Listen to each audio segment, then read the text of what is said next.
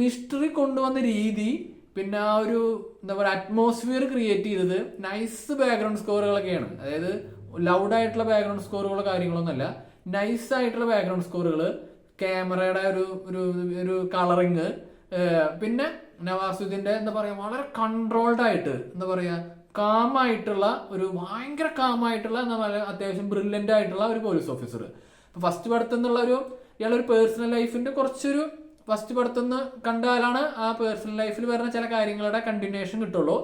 അത് വലിയൊരു കുഴപ്പമല്ല. പക്ഷെ ഇതിൽ പുതിയ കേസായതുകൊണ്ട് കംപ്ലീറ്റ് നമ്മുടെ അറ്റൻഷൻ ഇതിലായിരിക്കും. അപ്പൊ രാധികയുടെ ക്യാരക്ടർ എന്താണെന്ന് അറിയണമെങ്കിൽ ആദ്യത്തെ ഭാഗം കാണണം, ഇല്ലെങ്കിൽ ആ ഒരു കണക്ഷൻ കിട്ടില്ല എന്നുള്ളൂ. പക്ഷെ അത് വലിയൊരു പോരായ്മയല്ല. അല്ല, ഇതാണ് ആദ്യം കാണുന്നവർക്ക്, അതാണ് ഞാൻ പറയുന്നത്, ഇതാണ് ആദ്യം നിങ്ങൾ കാണാൻ പോകുന്നതെങ്കിൽ അത് നിങ്ങൾക്ക് കഥാപാത്രങ്ങളുടെ കണ്ടിന്യൂറ്റിയിൽ വലിയ പ്രശ്നങ്ങൾ വരില്ല എന്ന്. കാരണം ഇതിൽ പുതിയ കേസാണ്.